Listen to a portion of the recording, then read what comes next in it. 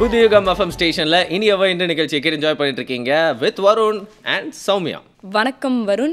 இன்னைக்கு இனியவை இன்று நிகழ்ச்சியில் நான் பேச போகிற டே பற்றி எனக்கு ரொம்ப அப்படியே பெருமையாக இருக்குது. ஏன்னா நான் வந்திருக்க நாள் அன்னைக்கு நம்ம இதை பற்றி பேசுகிறோமே அப்படின்னு சொல்லிட்டு ரொம்ப ஜாலியாக இருக்குது.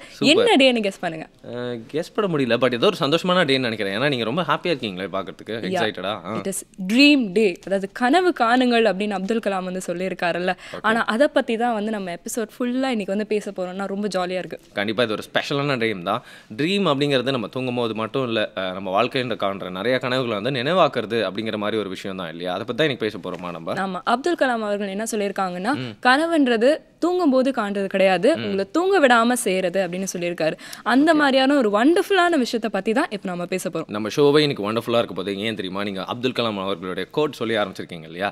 எனிவே நம்ம ட்ரீம் டே பற்றி பேசுறதுக்காக நம்ம கூட 2 கெஸ்ட் வெயிட் பண்ணிருக்காங்க. பட் அவங்க வரதுக்கு முன்னாடி ஒரு குட்டி பாட்டு வந்துட்டே இருக்கு. இது இனியவை இன்று.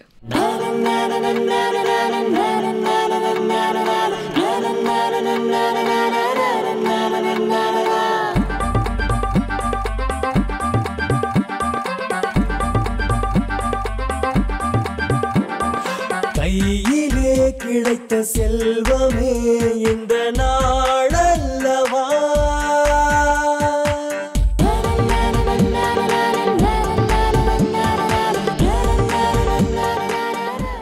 புதியுகம் எஃப்எம் ஸ்டேஷனில் இனியவ இந்த நிகழ்ச்சியை கேட்டு என்ஜாய் பண்ணிட்டு இருக்கீங்க with Sowmya and Varun on dream day. ஒரு சூப்பரான டே இல்லையா? இது இதை பற்றி பேசுறதுக்காக 2 பேர் வந்திருக்காங்க இன்னைக்கு. பாரதிய யுவ சக்தி ட்ரஸ்ட் மூலமாக தொழில் முனைவரான மிஸ்டர் ஹாஜா வந்திருக்காரு. Thank you so much for coming. And Bharatiya Yuva Shakti ட்ரஸ்டுடைய வழிகாட்டு ஆலோசகர் மிஸ்டர் ஹரிபாஸ்கரன் வந்திருக்காரு. வணக்கம் சார். வணக்கம். Welcome to our show sir. Bharatiya Yuva trust பற்றி கொஞ்சம் சொல்லுங்கள். பாரதிய யுவ சக்தி ட்ரஸ்ட் நீங்கள் சொன்ன அந்த ட்ரீம் இளைஞர்களுடைய கனவுகளை நனவாக்கிறதுக்காக ஒரு 1992ஆம் ஆண்டில் ஆரம்பிக்கப்பட்டது. 22 ஆண்டுகளில் பல தொழில் முனைவர்களை உருவாக்கி அவர்களுக்கு வழிகாட்டி இன்றைக்கு பல பேருக்கு வேலைவாய்ப்புகளையும் பல தொழில் அதிபர்களையும் உருவாக்கியிருக்கிற ஒரு நிறுவனம். இந்த நிறுவனம் இந்தியாவில் கிட்டத்தட்ட ஒரு 8 இடங்களில் 8 நகரங்களில் நம்மளுடைய செயல்பாடுகளை ஆற்றி கொண்டிருக்கிறது. இந்த நிறுவனத்தில் பல பேருக்கு வேலைவாய்ப்புகளை கொடுக்கும்போது அவர் ஒரு தொழிலை செய்ய வேண்டும், அந்த தொழிலை திறம்பட நடத்த வேண்டும், அதன் மூலம் பல பேருக்கு வேலைவாய்ப்பு கொடுக்கணும்னு இந்த இளைஞர்கள் வராங்க. அவங்களுக்கு குறிப்பாக முதல் தலைமுறை தொழில் முனைவோர் அப்படிங்கும்போது அவங்களுக்கான சேலஞ்சஸ் நிறையா இருக்குது. அதை நிவர்த்தி பண்ணுறதும் அதற்கான தீர்வுகளை காண்றதும் இந்த இயக்கத்துடைய முக்கிய பணியாக களப்பணியாக 22 ஆண்டுகளில் நாங்கள் செயலாற்றியிருக்கோம். அதன் மூலம் பல தொழிலதிபர்களை உருவாக்கியிருக்கிறோம் அப்படிங்கிற பெருமை இந்த நிறுவனத்துக்கு இருக்குது. சரியான கனவு காண்டு அது பழிக்கவும் செஞ்சு இன்னைக்கு இங்கே உட்காந்துட்டு இருக்கீங்க. இதுக்கு முன்னாடி நீங்கள் என்ன பண்ணிட்டு இருந்தீங்க, இப்போ நீங்கள் என்ன பண்ணிட்டு இருக்கீங்கன்னு சொல்லுங்கள். 2007க்கு முன்னாடி பார்த்தீங்கன்னா நான் புதுப்பேட்டில் மார்க்கெட்டில் பிளாட்ஃபார்மில் சமோசா விற்றுட்டு இருந்தேன். இன்றைக்கி ஒரு கம்பெனி வச்சு ஒரு 40-50 பேர் என்கிட்ட வேலை செய்கிறாங்க. ப்ளஸ் சென்னையில் எல்லா பெரிய பெரிய இண்டஸ்ட்ரியலுக்கு எல்லாத்துக்கும் நான் தான் என்னுடைய ப்ராடக்ட் சப்ளை பண்ணிகிட்ருக்கேன். என்னோடய ப்ராடக்ட் என்னென்னு பார்த்தீங்கன்னா சாதாரணமான ப்ராடக்ட் தான். வித் சம்சா, கட்லெட், ரோல், இந்த மாதிரி பர்கர் பேட்டிஸ், இந்த மாதிரி ஐட்டம்ஸ் தான் நான் பண்ணிகிட்ருக்கேன். அதை எப்படி மாற்றி கொஞ்சம் பண்ணதுனால தான் இந்த சக்ஸஸுக்கும். ஏன்னா இப்போது பொதுவாக பார்த்தீங்கன்னா இப்போ ப்ராடக்ட்லாம் இப்போ வீட்டில் செய்கிற வடையெல்லாம் பார்த்தீங்கன்னா காலையில் செஞ்சது ஈவினிங் கெட்டு போயிடும். இப்போ நான் செய்கிற ப்ராடக்ட் 6 மாதம் பொரிக்காமே கிடாது. இப்போ அந்த மாதிரி ப்ராடக்ட் பண்ணிகிட்ருக்கேன். ஸோ எனக்கு ஆரம்பத்தில் பாரதிய சக்தி ட்ரஸ்ட்டு முழு ஒத்துழைப்பு கொடுத்ததுனால தான் நான் இன்னைக்கு உங்கள் முன்னாடி பேசிகிட்ருக்கேன். சூப்பர். எப்படி நீங்கள் உங்களை அப்ரோச் பண்ணீங்க? எப்படி நீங்கள் வேறு ஒரு தொழில் அதை செய்யணும், வேறு ஒரு டிஃப்ரெண்ட்டான ஐடியாவில் உங்களுக்கு தோணுச்சு? யார் உங்களை உங்ககிட்ட இன்ட்ரடியூஸ் பண்ணி வச்சாங்க? இப்போ நான் 2007க்கு முன்னாடி பார்த்தீங்கன்னா பிளாட்ஃபார்மில் இருக்கிற நேரத்தில் எனக்கு ஒரு ஜாப் ஒர்க் கிடச்சிச்சு. ஸோ அந்த ஜாப் ஒர்க் கிடைக்கிறதுக்கு எனக்கு பணம் இல்லை. அப்புறம் தான் நான் என் நண்பர் மூலயமா தான் இந்த மாதிரி பாரதிய சக்தி ட்ரஸ்ட் இருக்குன்ட்டு கேள்விப்பட்டு நான் அங்கே போய்ட்டு அவங்கள்ட்ட அப்ரோச் பண்ணேன். ஸோ அவங்ககிட்ட போகும்போது எனக்கு எந்த விதமான லைசன்ஸோ எதுவுமே எந்த ஒரு ப்ரூஃப் எதுவுமே கிடையாது, பேங்க் அக்கௌண்ட்டு கூட கிடையாது இவங்ககிட்ட போகும்போது.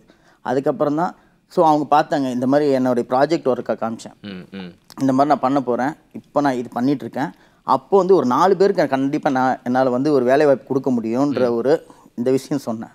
அதுக்கப்புறம் அவங்க டிஸ்கஸ் பண்ணி அதுக்கப்புறம் இன்னொரு தடவை வர சொன்னாங்க. வந்ததுக்கப்புறம் இந்த லைசன்ஸ்லாம் அப்ளை பண்ணுங்கள், முதல்ல பேங்க்கில் அக்கௌண்ட் ஓப்பன் பண்ணுங்கள், மேனேஜர் போய் பாருங்கள், இந்த மாதிரிலாம் ஃபஸ்ட்டு ஆஃபீஸ்லேருந்தே கைட் பண்ணாங்க. ஸோ அவங்க சொன்னதை நான் வந்து மறுக்காமல் கண்டிப்பாக செஞ்சு கொடுத்தேன்.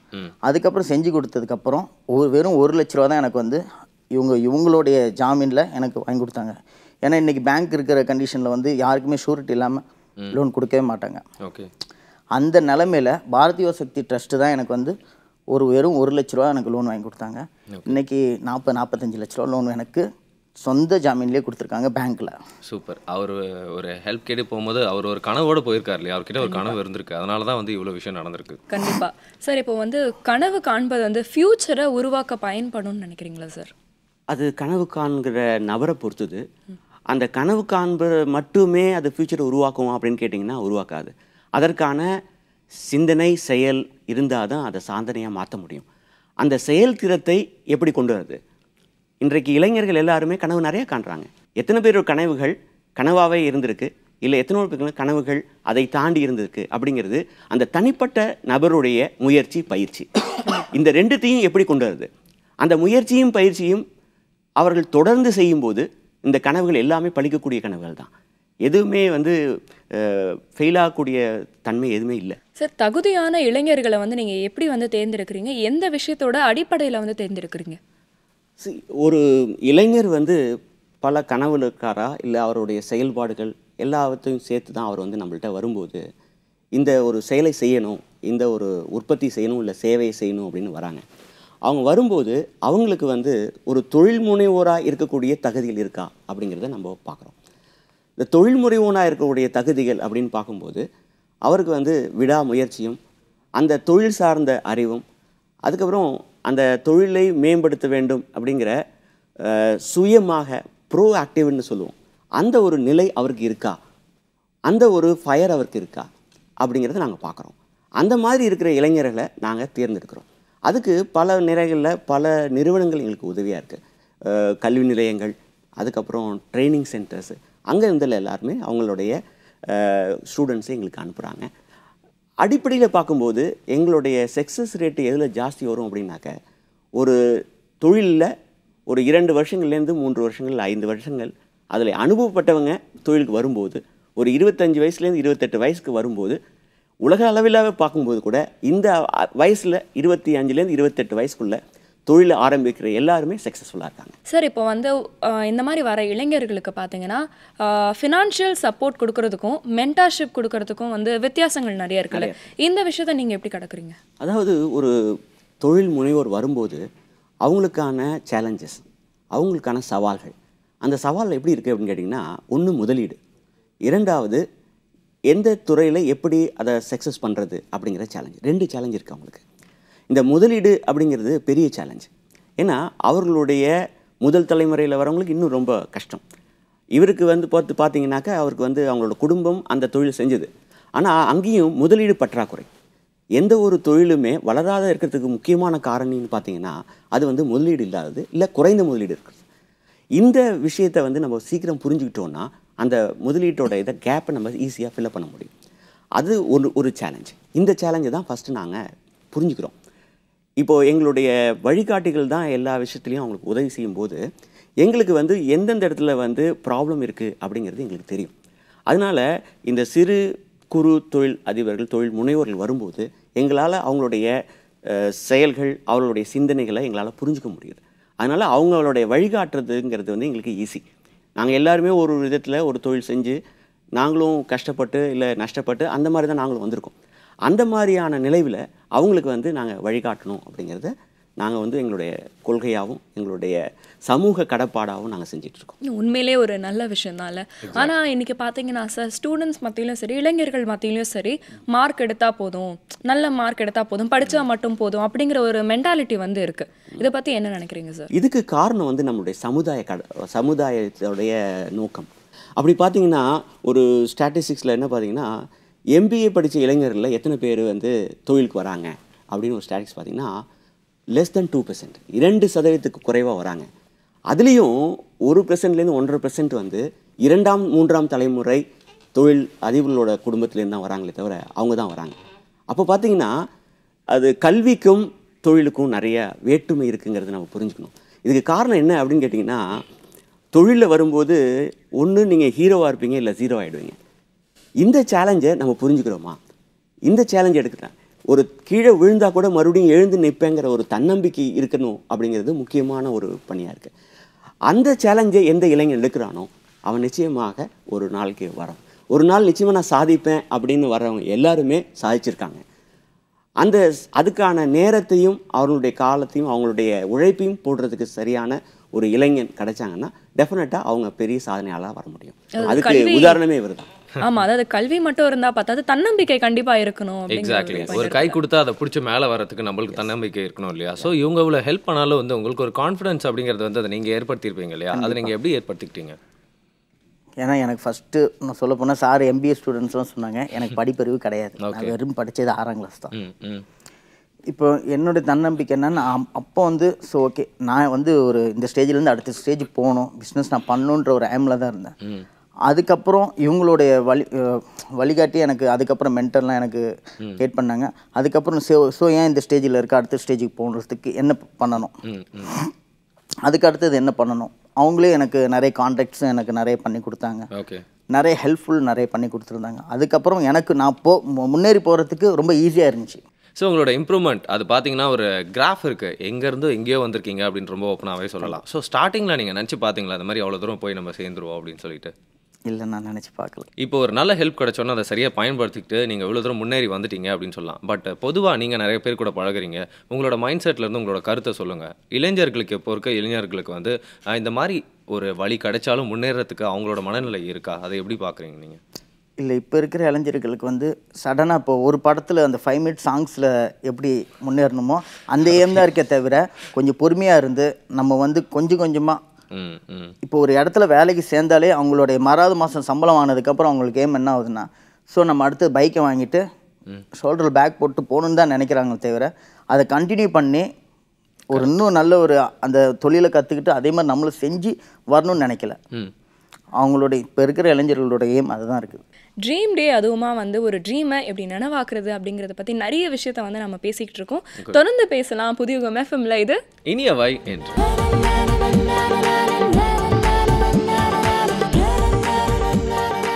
வெல்கம் பேக் புதியுகம் எஃப்எம் ஸ்டேஷனில் இனியவை இந்த நிகழ்ச்சியை கேட்டு என்ஜாய் பண்ணிட்டு இருக்கீங்க with Sowmya and Varun on dream day. Dream day அப்படின்னா வந்து கனவு எப்படி காண்றது, அந்த கனவை எப்படி நினைவாக்குறது, உண்மையாக்குறது அப்படிங்கிற மாதிரி நீங்கள் இன்றைக்கி நிறைய விஷயம் தெரிஞ்சுக்கிட்டு இருக்கோம் அப்படின்னு சொல்லலாம். நீங்கள் லைஃப்பில் வந்து ஒரு பெரிய ட்ரீம் வச்சுருந்துருப்பீங்க, அது வந்து ட்ரூ ஆயிருக்கலாம், இல்லை அதுக்கான ப்ராசஸில் போயிட்டு இருந்துக்கலாம். உங்களோட ட்ரீம் என்னன்னு சொல்லுங்கள். என்னோட ட்ரீம் வந்து நிறைய இருக்குது. ஆனால் வந்து சார் சொன்ன மாதிரி நான் உட்காந்து முதல்ல வந்து அதை கட் ஷாட் பண்ணி ஐடென்டிஃபை பண்ண வேண்டியதான் இன்றைக்கி என்னோட முதல் டாஸ்க்குன்னு நினைக்கிறேன். ஓகே, பரவாயில்ல. நீங்கள் வந்து அவர் சொல்கிறத வந்து கற்றுக்கிட்டு புரிஞ்சுக்கிட்டீங்க அப்படின்றது ரொம்ப தெளிவாக தெரியுது. ஏன்னா நிறைய ட்ரீம்ஸ் இருக்கும், அதில் நம்மளுக்கு எது ரொம்ப தேவையானது அப்படிங்கிறத ஐடென்டிஃபை பண்ணணும் இல்லையா? கண்டிப்பாக. ஸோ இதே மாதிரி நிறைய விஷயங்கள் நம்ம ட்ரீமை பற்றி பேச வேண்டியிருக்கு, தொடர்ந்து பேசலாம். நிறைய இளைஞர்கள் இன்னும் கூட வந்து அவங்களோட மனசில் வந்து நிறைய எண்ணங்களை வச்சுட்டு இருக்காங்க. ஆனால் இந்த மாதிரி வர இளைஞர்கள் கிட்ட எந்த மாதிரியான ப்ராஜெக்ட்ஸை வந்து நீங்கள் எடுத்துக்கிறீங்க, சப்போர்ட் பண்ணுறீங்க சார்? இது வந்து 2 வகையான இளைஞர்கள் வந்து அவங்க தொழில் அவங்களோட தான். தொழில் வந்து நாங்கள் வந்து அவங்க மேலே திணிக்கிறது கிடையாது. அந்த மாதிரி திணிக்கும் போது எந்த தொழிலும் பெருசாக வளர முடியாது. அப்போது அவங்களுடைய கனவு, அவங்களுடைய தொழில், இந்த தொழிலில் வந்து ஒன்று அது உற்பத்தியாக சார்ந்த தொழிலாக இருக்கலாம், இல்லை சேவை சார்ந்த தொழிலாக இருக்கலாம். இந்த 2 தொழில்களுமே சரி, அந்த தொழில் சார்ந்த அறிவு இருக்கிற ஒரு மென்டார்ஸ் எங்களுடைய வழிகாட்டிகள் இருக்காங்க. அதில் யார் அவங்களுக்கு சூட் ஆவாங்க அப்படின்னு நாங்கள் பார்க்குறோம். அதே மாதிரி அவங்களுக்கு என்ன கேப், அவங்களுக்கு என்ன குறை இருக்குது, அந்த குறை எல்லா மனிதருமே பர்ஃபெக்டாக ஒன்றும் வரது கிடையாது. அதனால் ஒரு தொழிலதிபராக வரணும் அப்படின்னாக்க பல காரணிகள் இருக்குது. அவருடைய தலைமை பண்புகள் இருக்குது, அவருக்கு தொழில் சார்ந்த பட்டறிவுன்னு நம்ம சொல்கிறோம், அது தேவை. அதே மாதிரி அவங்களுக்கு தேவையான முதலீடு இருக்கா, இது ஒவ்வொருத்தையும் நாங்கள் அனலைஸ் ஒவ்வொருத்தையும் ஆராய்ந்து அதுக்கான கேப்பில் எப்படி ஃபில்லப் பண்ணலாம் அப்படிங்கிறது தான் எங்களுடைய முக்கியமான ஒரு ஆலோசனை பணியாக இருக்குது. இந்த ஆலோசனை பணிகளில் அவங்க எந்த அளவுக்கு ஈடுபாடும், அவங்கள அது வேலையை செஞ்சுக்கணும் அப்படிங்கிறதும், அவங்க எவ்வளோக்கு உண்மையாக எங்கள்கிட்ட இருக்காங்கங்கிறத பொறுத்து தான் அவங்களுடைய வளர்ச்சியே இருக்குது. ஏன்னா அவங்க கொடுக்குற இன்ஃபர்மேஷன், அவங்க கொடுக்குற செய்திகள்லேருந்து தான் அவங்களுக்கான தீர்வுகளை நாங்கள் வழங்க முடியும். அவங்களுடைய சூழ்நிலையை பொறுத்து தான் எங்களுடைய தீர்வுகள் இருக்கும். அப்போது அவங்களுடைய சூழ்நிலை, அவங்களுடைய நிலை, அவங்க எத்தனை மணி நேரம் அதுக்காக உழைக்க முடியும், அவங்களுக்கு என்ன பயிற்சிகள் இருக்குது, இதை பொறுத்து தான் எங்களுடைய ஆலோசனையை வழங்க முடியும். அந்த ஆலோசனையை இப்போ காஜா பார்த்திங்கனாக்க நாங்கள் கொடுக்கக்கூடிய ஒவ்வொரு ஆலோசனையும் அவர் வந்து திறம்பட செயல்படுத்தினார்.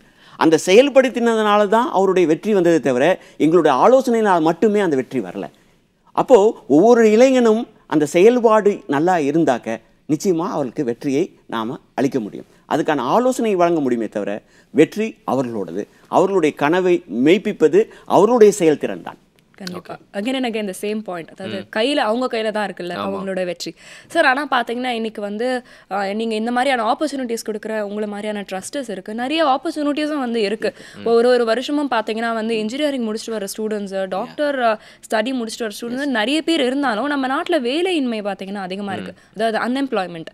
இதுக்கு என்ன காரணம்னு நினைக்கிறீங்க? இதற்கான காரணம் அப்படின்னு பார்த்தீங்கன்னா பல காரணங்கள் சொல்லலாம். நம்மளுடைய மொத்த மக்கள் தொகையில் கிட்டத்தட்ட 40% 18 வயதுலேருந்து 35 வயது இளைஞர்கள். ஆனால் இந்த இளைஞர்களில் தொழில் சார்ந்த பயிற்சி பெற்ற இளைஞர்கள் அப்படின்னு பார்க்கும்போது ரொம்ப கம்மியாக இருக்குது. இதுதான் ஒரு பெரிய ட்ராபேக். இன்றைக்கி எல்லா தொழில் நிறுவனங்களுக்கும் வேலைக்கு ஆள் இல்லைங்கிற ஒரு நிலை தான் இருக்கே தவிர திறன் உள்ள ஆட்கள் இருக்கிறதுங்கிறது இல்லை. இதுக்கான முக்கியமான காரணம் அப்படின்னு பார்த்தீங்கன்னா, ஒரு உலக வங்கி ரிப்போர்ட் பார்த்தீங்கன்னா அதில் என்ன சொல்லுது அப்படின்னு கேட்டிங்கன்னா, இந்தியாவில் சிங்கிள் வேலை ஒரு வேலை தெரிஞ்ச ஒரு உழைப்பாளி அப்படின்னு பார்த்தீங்கன்னா வெறும் 6% தான் இருக்காங்க. அதாவது டைப்பிங் தெரிஞ்சவங்க அப்படின்னு பார்த்தீங்கன்னா டைப்பிங் தெரிஞ்சு 100 பேரில் 6 பேர் தான் நல்லா டைப்பிங் தெரிஞ்சவங்களாக இருக்காங்க. இது நீங்கள் வெளிநாடுகளில் பார்க்கும்போது இது 90%, 80% மேலே 95%, ஈவன் சின்ன சின்ன நாடுகள், ஈவன் கொரியாவை எடுத்துக்கோங்க, அங்கே 98% ஒரு சிங்கிள் ஜாப் பார்த்தீங்கன்னா அதோட ஸ்கில்ஸ் நிறையா இருக்குது. இதை உருவாக்காதது நம்மளுடைய மிகப்பெரிய சேலஞ்ச். இன்னைக்கு இப்போ நம்ம பார்த்தீங்கன்னா தியரிட்டிக்கலாக எல்லா விஷயத்தையும் படிக்கிறோம், ஆனால் நம்ம ப்ராக்டிக்கலாக இன்னும் நிறைய அப்ளை பண்ணி படிக்காதனால தான் நீங்கள் சொன்ன மாதிரியான இந்த விஷயம் இருக்குது அப்படின்னு நினைக்கிறேன். டெஃபினட்டாக இதுக்கு வந்து அரசுடைய செயல்பாடுகள் நிச்சயமாக முக்கியமாக உறுதுணையாக இருக்கணும். அப்போ தான் வந்து இந்த விஷயத்தை நம்ம பண்ண முடியும். ஏன்னா நம்மள்ட்ட இளைஞர்கள் நிறையா பேர் இருக்காங்க. அந்த இளைஞர்களை ப்ரொடக்டிவாக மாற்றுறது அரசனுடைய செயல்பாடுகள், திட்டங்கள் தான். அதுக்கு அரசுகள் நிறைய வழிகள் செய்யணும். அப்போ தான் வந்து நம்மளுடைய இந்த வேலைவாய்ப்பின்மை அப்படிங்கிறத நம்ம பண்ணணும். அதுலேருந்து இப்போது முக்கியமாக இளைஞர்கள் வந்து ஏன் ஈவன் இப்போ தொழிலுக்காக வராங்க அப்படின்னு கேட்டிங்கன்னா, தொழில் இல்லை, அது வேலைவாய்ப்பு கிடைக்கலங்கும் போது பல பேர் தொழிலுக்கு வரலாமான்னு யோசிக்கிறாங்க. அது அப்படி இருக்கக்கூடாது. வேலைவாய்ப்புகள் ஒரு விதத்தில் உருவாக்கிட்டு இருக்கணும், அதே நேரத்தில் தொழிலதிலையும் உருவாக்கணும். ஏன்னா வேலைவாய்ப்பில் ஒரு 2-3 ஆண்டுகள் அனுபவம் பெற்றவங்க தொழிலுக்கு வரும்போது அந்த தொழில்களுடைய ஃபெயிலியர்ஸ் ரொம்ப கம்மியாகும். இது உலகம் ஃபுல்லாக உள்ள சினாரியோ. அப்படி இருக்கும்போது மேலை நாடுகளில் பார்க்கும்போதும் நம்ம கீழ் நாடுகளுக்கும் இருக்கிற வித்தியாசம் என்ன அப்படின்னு கேட்டிங்கன்னா, அங்கேயும் தொழில்கள் வந்து ஃபெயில் ஆகுது. ஆனால் அங்கே அந்த ஃபெயிலியரை ஒரு தனிப்பட்ட மனிதனுடைய ஃபெயிலியரை யாரும் கருதுறதில்லை. இது ஒரு சமுதாய கடமை. அந்த கடமையை வந்து நம்ம சமுதாயம் அந்த அளவுக்கு ஸ்போர்ட்டிவாக செய்யறதில்லை. ஒரு விஷயம் வந்து அவங்களுக்கு நிறைய கனவுகள் இருக்குல்ல, அந்த கனவை வந்து அவங்க நனவாக்குறதுக்கு வந்து எந்த மாதிரியான பிரச்சனைகள் தடையா இருக்கு அப்படின்னு ஓகே, அதாவது ஒரு இளைஞனுக்கு வந்து அவனுடைய கனவு என்னங்கிறது புரியறது கஷ்டம். ஏன்னா அந்த வயசில் வந்து புரியறது கஷ்டம். ஏன்னா நானும் அந்த வயசில் அதே பிரச்சனை தான் இருந்தேன். ஏன்னா ஒரு துறையை தேர்ந்தெடுக்கிறது, ஒரு முறையில் அதை வந்து நான் தொழிலாக செய்கிறதா இல்லை வேலையாக செய்கிறதா, இதுங்க பிரிக்கி பார்க்கறதே கஷ்டம்தான். அதில் அப்போது அந்த தொழில் சார்ந்த அறிவு எந்த அளவுக்கு இருக்கோ அதே மாதிரி அவருடைய சூழ்நிலைகள், இது ரெண்டும் தான் ஒரு இளைஞனை வந்து கன்ஃபியூஸ் பண்ணுறது இல்லை கான்ஃபிடென்ஸை கெயின் பண்ண வைக்குது. அப்போது அவருடைய தனிப்பட்ட ஒரு செயல்திறன், அவருடைய அறிவு, ஆற்றல், அவர் எடுத்துக்கிட்ட முயற்சி, பயிற்சி, இதுதான் வந்து அவருடைய கனவை நினைவாக்க உதவுது. அப்போது இன்றைக்கி இருக்கிற சேலஞ்ச் என்ன அப்படின்னு கேட்டிங்கன்னா, இன்னொரு விஷயம், இன்றைக்கி ஊடகங்கள் அதே மாதிரி இன்டர்நெட் அதுலேருந்து வந்து டேட்டா மைனிங் சொல்கிறோம், அது எடுக்கிறது அவங்களுக்கு பெரிய சேலஞ்ச். ஏன்னா ஒரு 20-30 வருஷத்துக்கு முன்னாடி வெறும் ஒரு பேப்பர், ரேடியோ மட்டும்தான் இருந்தது. அவங்களுக்கு இன்ஃபர்மேஷன் அப்படின்னு பார்த்தீங்கன்னா இது 2 தான் ஊடகங்கள் வந்து 2 ஊடகங்கள் தான் இருந்தது. ஆனால் இன்றைக்கி அவங்கள சுற்றி பல ஊடகங்கள் இருக்குது. அதுலேருந்து பல விதமான செய்திகள் டெய்லி அப்படியே ஒரு பெரிய ஒரு சுனாமி மாதிரி கொட்டிகிட்டு இருக்கு. இதுலேருந்து எதை வந்து நல்லது எது கெட்டதுன்னு பொறுக்கி எடுக்கிறது, அதுலேருந்து ஒரு துறையை சார்ந்து அதை பயணிக்கிறது அப்படிங்கிறது மிகப்பெரிய சேலஞ்ச். அந்த சேலஞ்சை இன்றைக்கி இளைஞர்கள் ஒரு லெவலில் நல்லா தான் பண்ணிகிட்டு இருக்காங்க. ஆனால் அவர்களுக்கு மறுபடியும் சரியான வாய்ப்புகளையும் வசதிகளையும் இன்றைய நாடு அவங்களுக்கு உருவாக்கி கொடுத்தது அப்படின்னா உலகத்தில் நம்ம இளைஞர்கள் நிச்சயமாக சாதிப்பாங்க.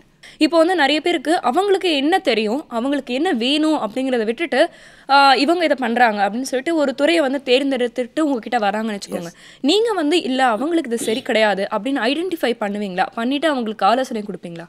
அது வந்து ஒரு லெவலில் நாங்கள் கொடுக்குறோம். பட் அதுவே முக்கியமான பணியாக எங்களுக்கு இல்லை. ஏன்னா நாங்கள் சொல்கிறது என்னென்னா, ஒரு லெவலில் நீங்கள் உங்களுடைய துறையையும் தேர்ந்தெடுத்துட்டு வாங்கன்னு தான் சொல்கிறோம். ஏன் அதை அப்படி சொல்கிறோம் அப்படின்னு கேட்டிங்கன்னா, ஒவ்வொரு மனநிலை, அதாவது ஒவ்வொரு தொழிலுக்கும் ஒரு மனநிலை, ஒரு பயிற்சி, ஒரு முயற்சி தேவைப்படுது. இப்போது ஒரு பொட்டி கடை வைக்கிறாரு அப்படின்னு வச்சுக்கோங்களேன், அவங்களுக்கு என்ன மனநிலை தேவைப்படும்னு நீங்கள் நினைக்கிறீங்க? பெருசாக ஒன்றும் இல்லை, தினம் வந்து இந்த அளவுக்காக நம்ம வந்து பொருளிக்கிட்டணும் அப்படிங்கிற ஒரு இதுவாக தான் இருக்கும். ஆமாம். ஆனால் அவர் வந்து எப்படின்னு கேட்டிங்கன்னா, ஒரு யோகா செய்கிற சாதனை மாதிரி அவர் செய்யணும். காலம்புற ஒரு 6 மணிக்கு ஒரு கடையை திறந்தார்னா ராத்திரி 10 மணி வரைக்கும் ஒரே இடத்துல அவர் உட்காந்துருக்கணும். அந்த பொறுமை அவருக்கு வேணும். அப்போது ஒவ்வொரு தொழிலுக்கும் ஒவ்வொரு இலக்கணம்னு இருக்குது. அந்த இலக்கணத்தை வந்து எவ்வளோ சீக்கிரமாக நம்ம புரிஞ்சுக்கிறோம் அப்படிங்கிறத பொறுத்து தான் அந்த தொழிலை அவர் திறம்படவும் மெய்ப்படவும் மேம்படவும் செய்ய முடியும். அப்போது அவருடைய மனநிலை அப்படிங்கிறது முக்கியம். அப்போது அவருக்கு இன்னொன்று பெரிய இது என்னன்னு கேட்டிங்கன்னா, இந்த பொட்டிக்கடையிலேருந்து நான் சம்பாதிச்சு என்னோடய குடும்பத்தையும் காப்பாற்றி நான் வளர்க்க முடியும் அப்படிங்கிற ஒரு தன்னம்பிக்கை அவருக்கு இருக்குது.